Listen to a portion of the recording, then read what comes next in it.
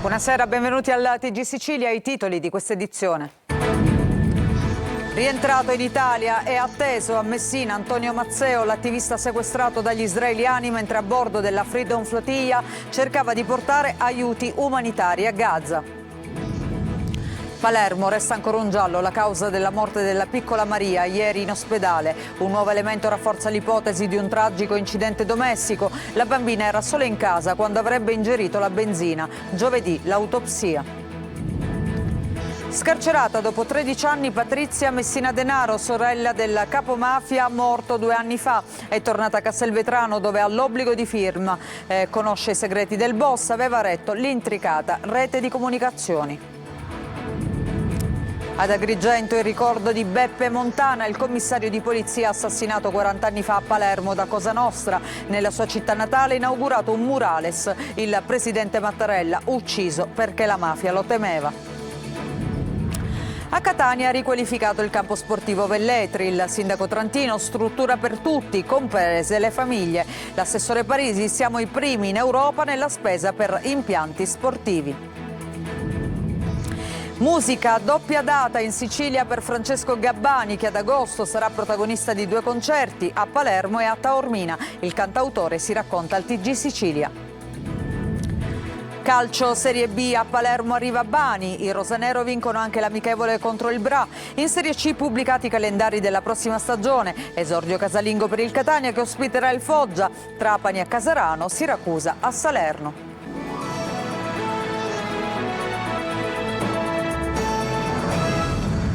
Bentrovati, lo avete sentito, dopo il suo arrivo in Italia è atteso adesso a Messina Antonio Mazzeo, l'attivista sequestrato dagli israeliani mentre era a bordo della Freedom Flotilla con altre 21 persone e cercava di portare aiuti umanitari e solidarietà alla popolazione di Gaza. Adelaide Barbagallo. E in Italia a breve rientrerà in Sicilia. È stato rimpatriato con un volo da Tel Aviv a Fiumicino Antonio Mazzeo, l'attivista messinese della Freedom Flotilla, bloccato in acque internazionali a meno di 50 miglia dalla striscia di Gaza sulla barca Andala, salpata a Siracusa con un equipaggio internazionale per portare aiuti umanitari salvavita e un messaggio di solidarietà delle persone di tutto il mondo che si rifiutano di restare in silenzio mentre Gaza viene lasciata morire di fame, bombardata e sepolta sotto le macerie. Mazzeo ha preferito firmare per il rimpatrio, evitando così una detenzione. Chiedo al governo che si facciano rientrare anche gli altri prigionieri, ha detto al suo arrivo a Fiumicino, e che l'imbarcazione venga dissequestrata. Fate in tutti i modi che si può, prima possibile, fate in tutti i modi che l'Andala con il suo carico di aiuti e soprattutto con il carico dei giocattoli, che secondo me è la cosa più importante che sta a bordo in quella barca, venga immediatamente dissequestrata. Definire la situazione di Gaza una catastrofe è ridicolo. Alle bombe si sta sommando lo sterminio per fame e sete di un'intera generazione di giovani e sono 1 migliaio le gestanti che rischiano di perdere il loro bambino prima che venga alla luce per le condizioni di malnutrizione. Ovviamente siamo profondamente arrabbiati per quello che è accaduto. Lo sapevamo partendo che l'impresa di toccare Gaza sarebbe stata estremamente complicata. C'è stato un vero e proprio abbordaggio e il sequestro di 21 persone, ha detto. Il Mare Nostrum ormai è di Israele, fa quello che vuole. Il mio interrogatorio è stato a dir poco indegno. A Palermo c'è ancora mistero sulla morte della piccola Maria ieri in ospedale, ma un nuovo elemento rafforza l'ipotesi di un tragico incidente domestico. Non c'erano adulti in casa quando la piccola avrebbe ingerito la benzina. Giovedì l'autopsia. Marco Gulla. C'è ancora un velo di mistero, ma i contorni sulla morte della piccola Maria iniziano ad essere sempre più chiari. In via Tiro a Segno, a Palermo, dove la piccola abitava assieme alla mamma, al compagno della donna e ai 4 fratellini, nessuno vuole parlare. In pochi conoscevano quella bimba che era paralizzata a casa. Gli investigatori escludono la pista dell'omicidio, ma c'è un dettaglio che gradualmente prende corpo, ovvero che sabato sera in casa, mentre si consumava la tragedia, non c'erano adulti presenti, né la madre madre e né il compagno. Un particolare che potrebbe avere influito sulla mancata tempestività dei soccorsi. Maria avrebbe ingerito benzina e a dargliela sarebbe stato ingenuamente uno dei fratelli. La bottiglia contenente il carburante è stata sequestrata, trovata all'interno di questo appartamento. Gli inquirenti lavorano anche per capire come mai la bottiglia di benzina si trovava in casa. E poi i segni sul collo di Maria che inizialmente stavano indirizzando le indagini verso una morte violenta, segni che però sarebbero legati al tentativo maldestro della madre di rianimare la piccola. Una tragedia evitabile, ma ovviamente la mancata presenza in casa della madre e del compagno è un dettaglio su cui lavorano gli investigatori e che potrebbe essersi rivelato fatale per la piccola Maria. La salma della piccola si trova al policlinico in attesa dell'autopsia che rivelerà come e perché è morta Maria. Una vita difficile la sua, costretta a stare a letto e morta in un caldo sabato di luglio. Tornata in libertà a Castelvetrano dopo 13 anni di carcere, la sorella minore di Matteo Messina Denaro, Patrizia, depositaria di tanti segreti del capomafia. Laura Spanò. Patrizia Messina Denaro, soprannominata Curta, la più piccola delle sorelle di Matteo Messina Denaro, dopo aver scontato 13 anni di carcere per associazione mafiosa ed estorsione, è uscita e torna a Castelvetrano con l'obbligo di firma. La donna non ha mai rinnegato l'appartenenza alla famiglia Messina Denaro e nel corso delle ultime udienze del processo a Marsala, siamo nel 2015, aveva fatto sentire la propria voce sottolineando: sono orgogliosa del cognome che porto. Patrizia Messina Denaro, 55 anni, è figlia, sorella e moglie di boss Vincenzo Panicola. In assenza del marito detenuto, reggeva le file dell'organizzazione facendo da tramite tra il fratello latitante e gli altri esponenti della cosca. Era lei a gestire l'intricato sistema di comunicazione. Oltre ai pizzini, non è escluso che Matteo Messina Denaro avesse utilizzato anche il web. Fino a prima del suo arresto, gli investigatori accertarono che la donna avesse aperto e chiuso numerosi profili social. Patrizia è la depositaria dei segreti del boss e quelli su cui gli investigatori indagano da quando Matteo Messina Denaro è stato catturato. Patrizia aveva una venerazione per il fratello Matteo. Ora ci si domanda se, tornata libera a Castelvetrano con l'obbligo di firma, possa essere lei l'erede del boss. Imminente anche la scarcerazione di Francesco Cuttadauro, figlio dell'altra sorella del boss Rosalia, nome in codice Fragolone. Intanto la Sicilia ricorda Beppe Montana, il commissario di polizia assassinato 40 anni fa da Cosa Nostra a Palermo. Agrigento, sua città natale, gli ha dedicato un murales. Il presidente Mattarella ha detto è stato ucciso perché la mafia lo temeva. Davide Sardo. Un murales con il volto di Beppe Montana campeggia sul muro della scuola media Castagnolo di Agrigento. Uno sguardo fiero che continua a parlare ai giovani a 40 anni dal suo assassinio. Il commissario di polizia fu freddato alle spalle dai sicari di Cosa Nostra mentre era in vacanza a Palermo nel 1985. Nella sede della questura che porta il suo nome è stata deposta una corona sulla stele commemorativa. Perciò è giusto che questa memoria non sia una memoria solamente siciliana, ma che sia una memoria condivisa a livello nazionale, e questo è particolarmente importante. Uomini come Montana hanno tramandato oggi agli uomini della Polizia di Stato, ma anche di tutte le forze dell'ordine, quelle tecniche investigative molto raffinate. Oggi noi traiamo benefici dalle attività svolte da uomini come Antiochia, Montana, Cassarà. La Repubblica si inchina nel ricordo del commissario Giuseppe Montana, del vicequestore Antonino Cassarà e dell'agente Roberto Antiochia. Scrive oggi il capo dello Stato Mattarella. Investigatori intelligenti e tenaci, simboli dell'impegno dello Stato contro la mafia. E adesso c'è una notizia, è morto il conducente di un tir che è precipitato dal cavalcavia poco prima dello svincolo per Enna in direzione Palermo della A19. Il mezzo è volato da un'altezza di 12 metri e ha preso fuoco. Un altro tir invece si è incendiato sulla strada statale 192 poco prima dello svincolo di Dittaino. Parliamo degli incendi, preoccupati e polemici bilanci dopo i recenti roghi per Lega Coop Sicilia. Uliveti, vigneti, frutteti e pascoli sono andati distrutti. Aziende e cooperative sono messe in ginocchio dall'opposizione. Il PD, dice Schifani, dimentica la prevenzione. La riserva dello Zingaro potrebbe rimanere chiusa invece per mesi. Manlio Viola.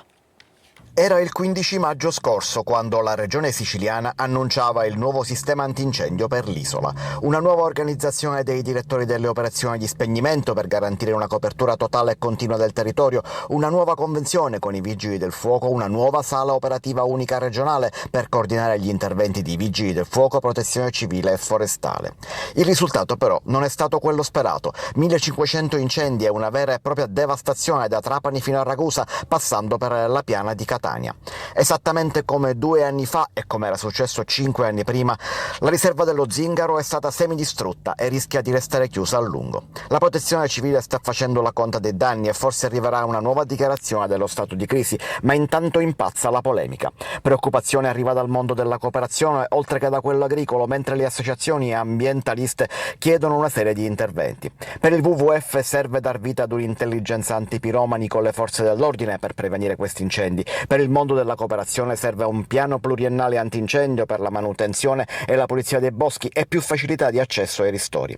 Attaccano invece le opposizioni a partire dal PD. Per il capogruppo Michele Catanzaro ancora una volta il governo Schifani dimentica l'importanza della prevenzione e annuncia un emendamento alla finanziaria bis che in queste ore sbarca all'Ars, che prevede lo stanziamento di 3 milioni di euro per rafforzare la prevenzione antincendio, mentre la CGIL torna all'attacco insieme ai confederali sulla riforma dei forestali, mai esitata. ST Microelectronics ha ribadito che nessun sito in Italia sarà chiuso, confermando gli investimenti su Catania pari a 2,6 miliardi e su Agrate pari a 1,4 miliardi. Lo prevede l'aggiornamento del piano industriale che l'azienda ha portato oggi al tavolo che si è svolto al Ministero delle Imprese e del Made in Italy. Sono 1.743 i dipendenti di ST che nel triennio 2025-2027 potrebbero essere trasferiti o formati, mentre altri 400 circa potrebbero andare in pensione. E quanto indicato appunto nell'aggiornamento del piano industriale, non si tratterebbe quindi di licenziamenti ma di strumenti alternativi per gestire le posizioni. Di queste 206 riguardano la Sicilia, dove sono previste anche 243 assunzioni esterne. Il tavolo di confronto intanto sullo sviluppo industriale in Italia sarà permanente. E adesso cambiamo argomento. A Messina è partita la disinfestazione per prevenire il virus West Nile trasmesso dalle zanzare dopo la scoperta pochi giorni fa del primo caso in Sicilia. Francesco Triolo. Si alza il livello di attenzione contro la zanzara killer West Nile, il virus del Nilo occidentale che sta mettendo in allarme l'Italia. Un caso di West Nile virus è stato isolato in un cavallo ospitato presso un allevamento equino nel Catanese, così come ha confermato l'azienda sanitaria provinciale Etnea.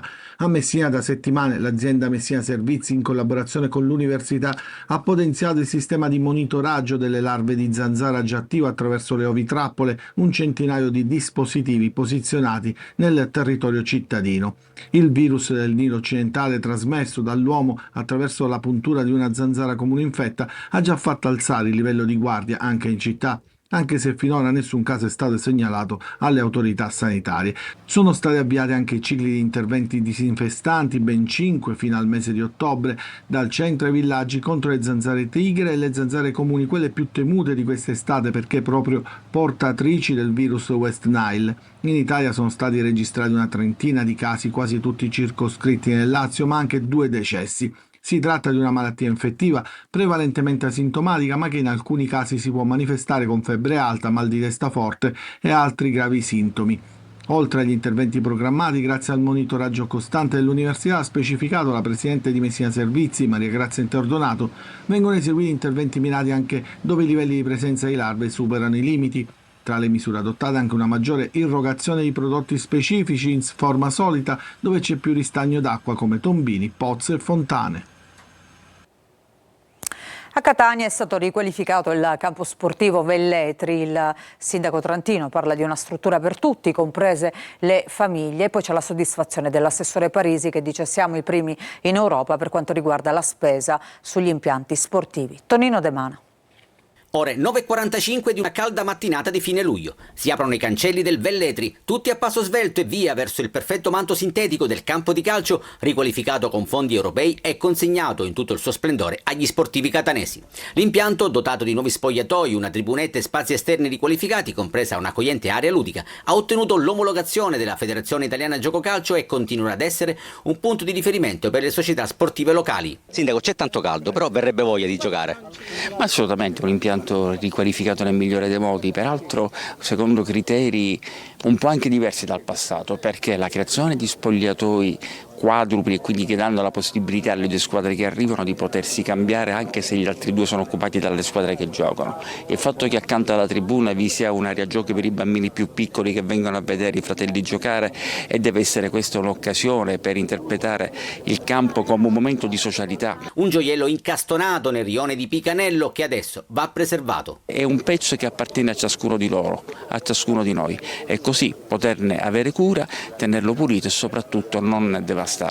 Gli fa eco l'assessore Parisi, sempre lesto ad intercettare fondi comunitari. Andiamo avanti con la riqualificazione di tutti gli impianti sportivi a Catania, siamo la città che in Europa più sta spendendo sugli impianti sportivi, un bellissimo risultato che darà sicuramente prospettive importanti sull'impiantistica sportiva a Catania. Trova giovamento l'impiantistica sportiva catanese, più che soddisfatto Sandro Morgana. La dedichiamo ai giovani, la dedichiamo alle attività provinciali, alla terza categoria, perché Catania fa tanta attività calcistica. Per fare tanta attività calcistica ci vogliono anche tante strutture. A proposito, il primo gol al nuovo Velletri è del sottoscritto, tra i pali l'assessore Parisi. E adesso la musica di Francesco Gabbani si racconta ai nostri microfoni. L'artista è pronto a tornare in Sicilia per 2 concerti sotto le stelle, uno a Palermo, l'altro a Taormina. Roberta Lunghi. Regge l'amore quando è condiviso, no? Uno scambio di sentimenti nell'amore, nell'amicizia, e per Francesco Gabbani, abile esploratore del cuore e della ragione, anche nei concerti, in cui la generosità dell'artista e il calore del pubblico sono appunto un esemplare viceversa.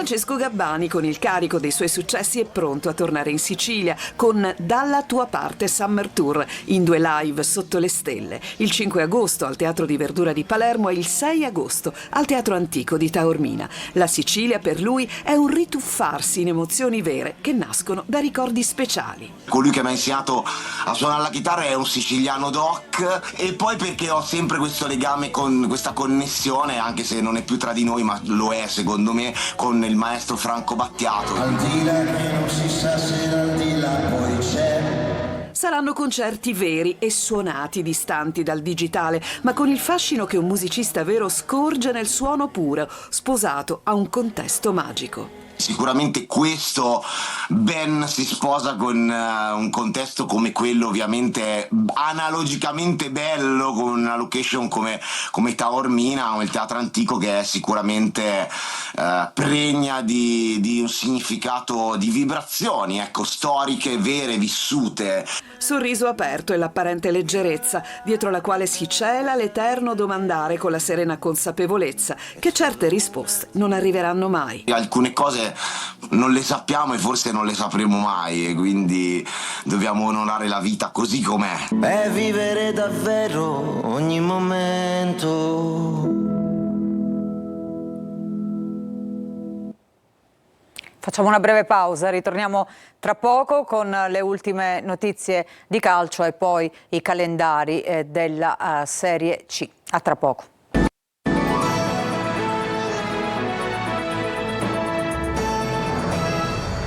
Bentrovati, seconda parte del nostro telegiornale. Adesso il calcio, la Serie B, vittoria di misura in amichevole per il Palermo, 1-0 al Bra grazie al gol di Di Francesco. Ufficiale per quanto riguarda il mercato l'arrivo poi del difensore Bani. Marco Gulla. Ancora una vittoria in amichevole, anche se di misura, con un gol di Di Francesco al 35esimo del primo tempo. Il Palermo si è imposto ieri pomeriggio per 1-0 sul Bra.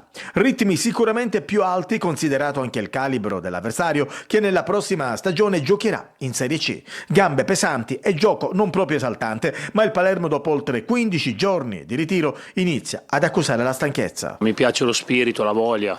Poi oggi era una giornata che giocare a calcio era molto difficile anche per le condizioni, però la squadra ci ha dato dentro, non abbiamo preso gol, che comunque è sempre molto importante anche se sono amichevoli estive per allenare la mentalità. Insomma, potevamo fare qualche gol in più per l'occasione che abbiamo avuto, ma abbiamo dato minutaggio a tutti, abbiamo cambiato la squadra dell'altro giorno in toto. Ufficiale Bani, il neodifensore rosanero è già in ritiro, arriva a titolo definitivo acquistato dal Genoa. Secondo me è una squadra molto determinata, votata al sacrificio, che è la cosa che chiedo tutti i giorni a tutti quanti. Bisogna mettersi a lavorare ogni istante, non bisogna pensare che nulla è scontato, non bisogna pensare soltanto a giorno per giorno, a lavorare al campo, basta, nient'altro. Dopodomani altra amichevole che chiuderà il ritiro del Palermo, avversari i francesi dell'Annecy, poi il ritorno in Sicilia. Pubblicati dalla Lega Pro i calendari della Serie C, il Catania, che sul mercato ha preso Martic e Corbari, esordirà in casa con il Foggia. Trapani e Siracusa invece saranno impegnate in trasferta rispettivamente con Casarano e Salernitana. Marco Carli.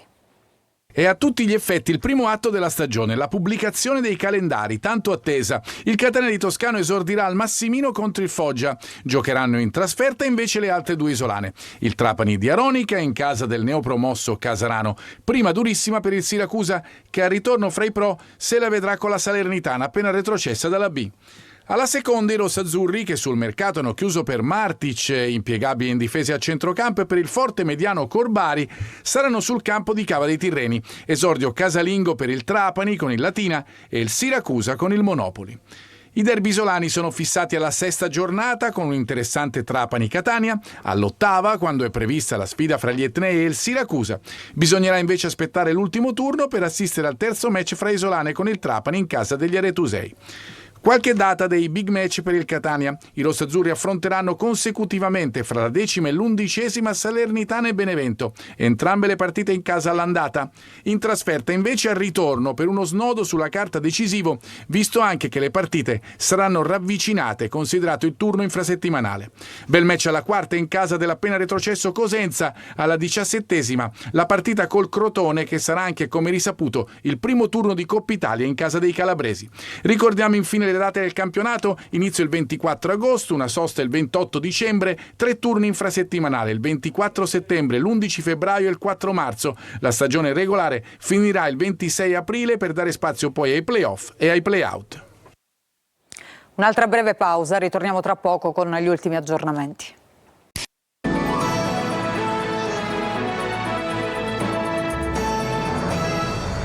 Prima di chiudere c'è stato uno scontro frontale nell'Ennese sulla provinciale 4, la strada che da Val Guarnera porta a Dittaino.